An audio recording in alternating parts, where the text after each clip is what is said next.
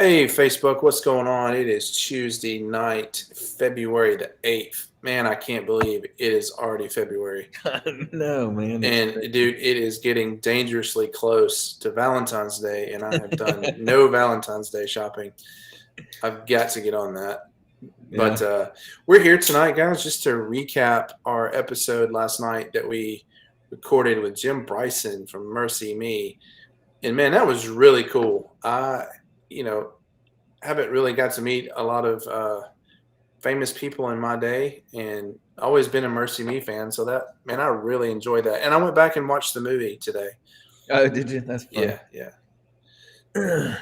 Cool. So, what were your thoughts last night, Kevin? Man, well, Jim's been a good friend for a long time, and we spent 30 hours a week together for a couple years. So I was like, I've heard all those stories. So, my question is like, how's it coming across to everybody else? But yeah, it was good. I realized I had some of the story wrong here and there, like some of the details. So that was good. Always good to get your facts straight. But man, Jim is just a great, like salt to the earth kind of guy. He'd give you the shirt off his back. So I always love spending time with him. Man, I tell you what, I was watching the movie, and I'd never seen the movie before. Um, so I watched it today, and man, that dude that plays him It's in the crazy. movie, man, it is spot on. Like I immediately recognized the character before he Yeah. ever picked up the keyboard or anything. I knew immediately what character he was playing. So that was really cool, man. Whoever Yeah. cast that did a really good job. Yeah. It was really awesome. It was cool. I remember when Jim had been off the road probably 4 or 5 years, maybe a little bit more when the movie came out. And they all called him back and said, "You got to come out to California. You got to go to Nashville and go to all these premieres, movie premieres." So he would actually attend those with the guys that were starring in the movies and all the whole cast and crew. And it was kind of a fun time. He mentioned this a little bit last night, but it wasn't going to come to Auburn, which is like you can't not have this thing play in the theater, in the city where one of those guys live. So me and another person kind of spearheaded with a radio station to get it going, and they got it there for just. It started out it was going to be one night only, and we did like a question and answer before, like I interviewed Jim, kind of like we did last night, but not as long, shorter, to the crowd, to the audience before the movie started. So that was cool. But it sold out immediately, and so they ended up keeping it. And it kind of went like that all over the country. Like it was one night in these random theaters, and then it did so well that they ended up running it like 3 or 4 weeks in Auburn, and then same thing throughout the country. It did really well. Isn't that insane to have such probably the most popular Christian song in the Oh man, history of Christian music? yeah. Next But to yet, Amazing but yet, Grace. yeah, but yet you only want to play the movie one night. Like Oh that yeah, doesn't make sense. Like you would yeah. expect, this movie to run for a couple months. Yeah, but the assumption by the general population is a Christian movie. It'll probably not draw a crowd and will not be engaging and will. But it was well done. I thought they did a really good job with it. They had some really good actors in it. I'm trying to remember who played the dad. That was the big name. Quaid, Dennis Quaid. Yeah, Dennis Quaid. Yeah. Yeah, So and man, he did really good. yeah. Yeah, I they probably could have done better on the Michael W. Smith guy, Oh yeah. but Yeah. But it was good, man. I'm telling you. I actually do know quite a few, high level guys in Christian music because I live in Nashville, so they're everywhere.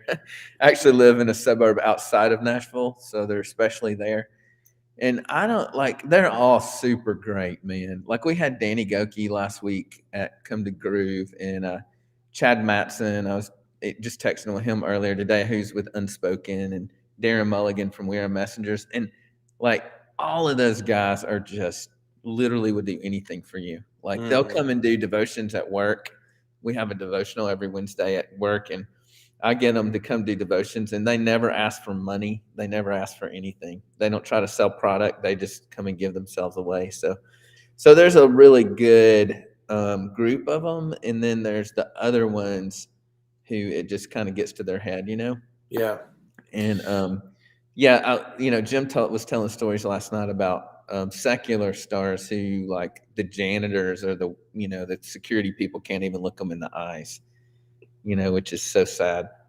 But Hey, while we've got a couple people on, Kevin, why don't you? I'm gonna throw the email address up there.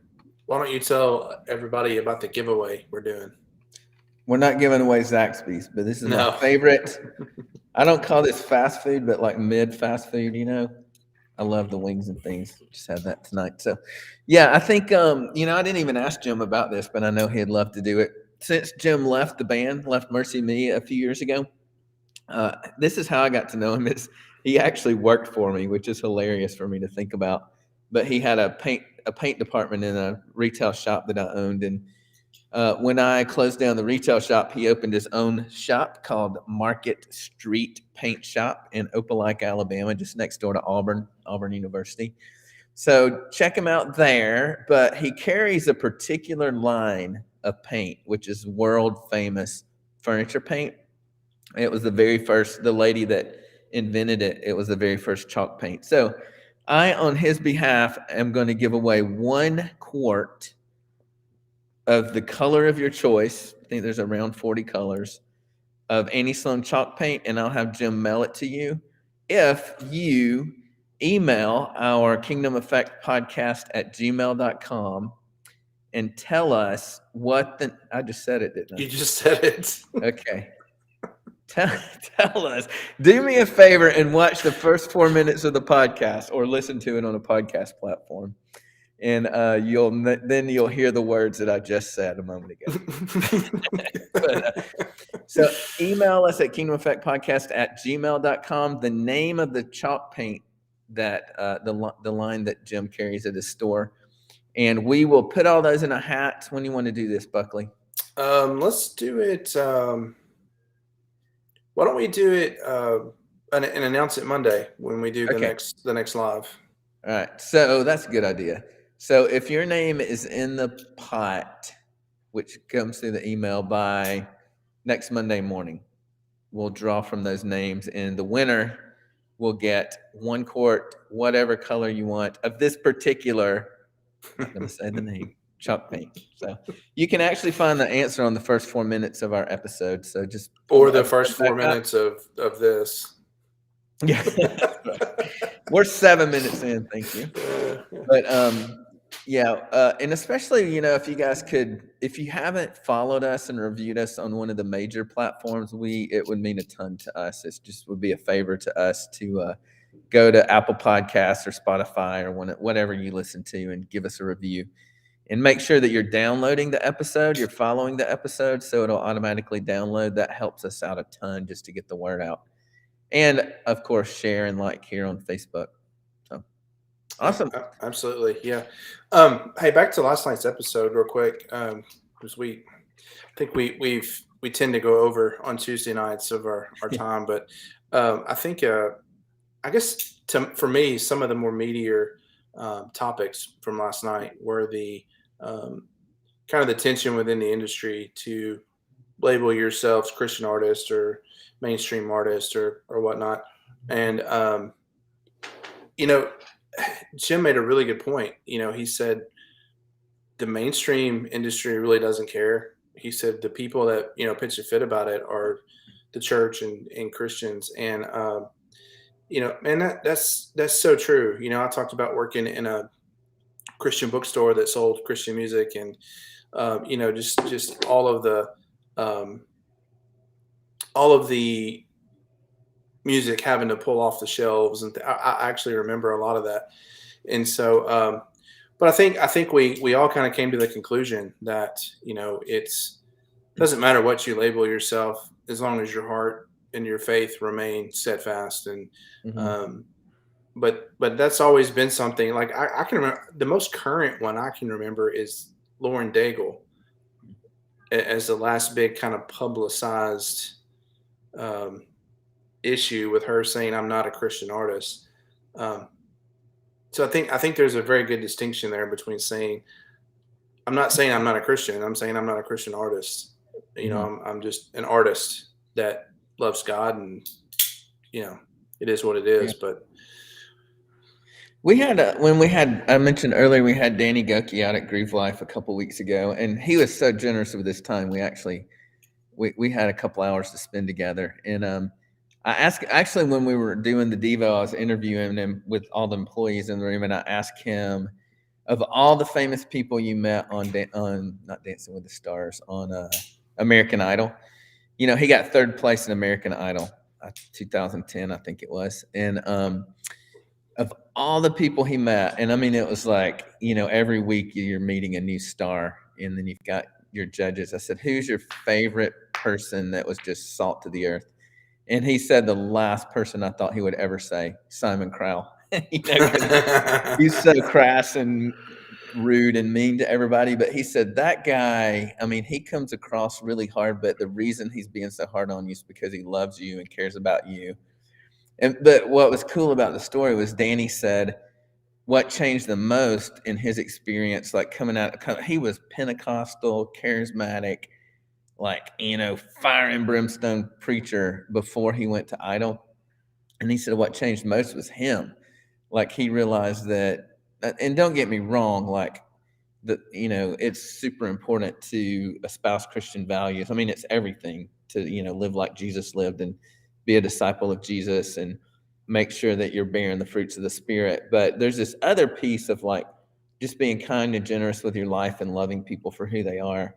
And he, you know, the assumption is, well, if a person's not like a serious believer, that they don't have that capacity to do that, you know? And so, yeah, he was just talking about like he opened up more to people, and their beliefs and their faith, and like having conversations about that, then they had to open up to him, you know? Mm-hmm. Almost like sometimes we're the most judgmental people in the room talking about believers, right? Yeah. So, and I found like in my, like with what I do with disciple making, we teach how to have spiritual conversations with people who don't want to have spiritual conversations. And like the key that unlocks people's hearts is your interest in them. Like, if I'm willing to, like, if I'm not just trying to give people all this information, but I'm like, I want to know their story and I have a genuine interest in their lives, that opens them up more than anything else. So anyway, sorry, I went off on that one.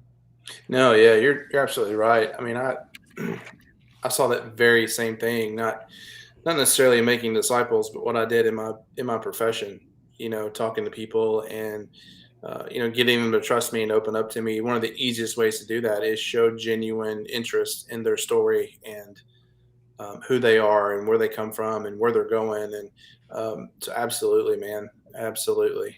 So we got a chat here. I'm going to check out. Got an amen. I can't tell who it's from. It just says Facebook user. So whoever you are, thanks for the amen. Good job setting your privacy settings. Yeah. Hey, so before we go, guys, do not forget we're doing a giveaway, a quart of paint from Jim's store. All you have to do is email us at kingdomeffectpodcast@gmail.com. The brand or line of paint that Jim sells at his store. So send that to us. We'll be picking a winner and announcing that on Monday at the next live broadcast. Cool. We don't really know what we've got yet for next week. We've got a couple of potential people that that we're waiting on an answer for, but it could be Glenn and Kevin show. It could be the Glenn and Kevin show. Yeah. And we've got some great topics in case it is. Yeah. You know, it's hard. One of the things that I've learned in doing the podcast is, and it's so hard to schedule guests because, you know, it's, you know, somebody gets COVID or somebody in their family has COVID, or we're getting towards springtime where there's spring break and all this stuff. So yeah, that's one thing that I thought, man, it would be easy to get somebody like every week, man, no problem. But and that's not knocking any of our guys that have had to reschedule or anything. It's just because I'm the same way. Like, I'll wake up and go, dang, it's Monday. We got to do a podcast tonight, you know? Right. But yeah, so with that said, you'll probably, and just so we can keep things fresh, there will be some Glenn and Kevin show coming up. But we're trying to pick some good topics. Hey, that's a good idea. Is maybe some people could also email the Kingdom Effect Podcast at gmail.com a topic they would be interested in. Yeah. We thought it would be really cool to do a Bible story, possibly, like just kind of hash out and slice down a good Bible, like a really hard Bible story. So if there's something that's on your mind, or even a topic that you think would be good to hear, shoot it to us, and we'll see what we can do.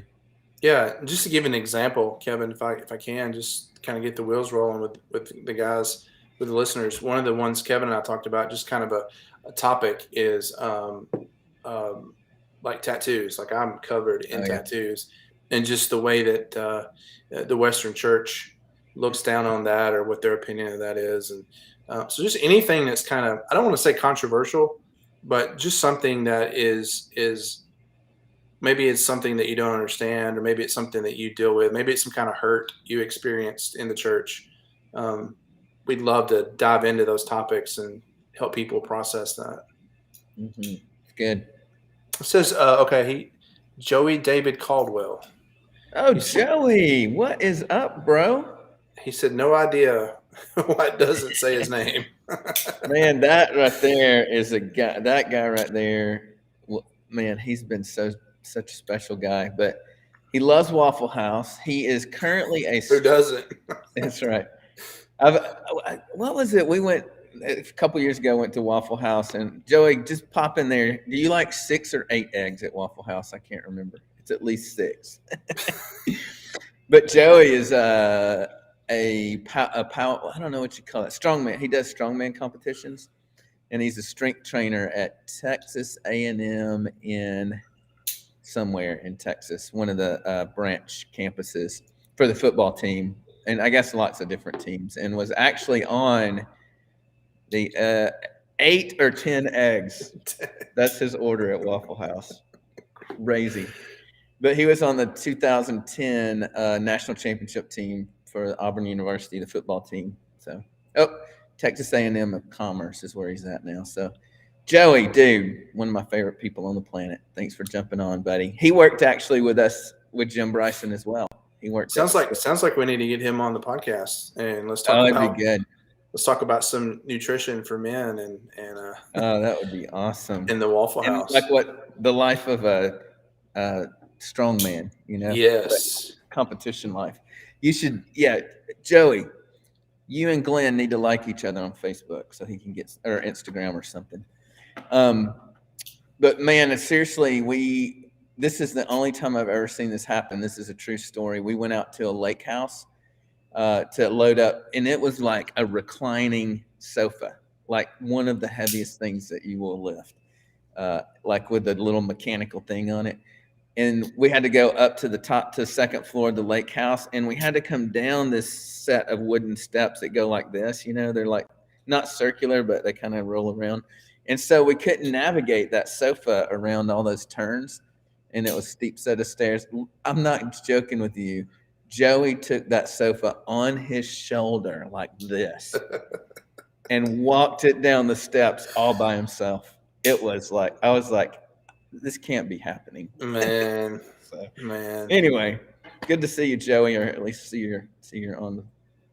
So yeah, if you didn't get a chance to, Joey, go back and watch Jim Bryson's episode we launched this morning. Cool. Sorry. All right, man. Well, I guess we'll get off here and get to it. It's Taco Tuesday at my house. That's awesome. So I see you're stuck with Zaxby's, but yeah, it was good. I love Zaxby's. Although I never get the boneless wings. I get the bone in. And there, I was sitting there, and it was like Zaxby's still has their dining room closed. And the drive-through line was like, literally, I counted like 9 cars in front of me. And I finally got there after 20 minutes, and I'm like, the boneless is $1.60 cheaper than the bone-in. Like, I'm going boneless, and I was very disappointed. Bone in from now on. Yeah, you got to go bone in, man. Bone in is definitely the way to go. Yeah, cool. All right, don't forget, we're giving away a quart of paint. If you email at kingdomeffectpodcast@gmail.com, the line or the brand of paint that Jim Bryson carries at Market Street Paint Shop, and I will give that away next Monday. So All right, we'll see you guys Monday.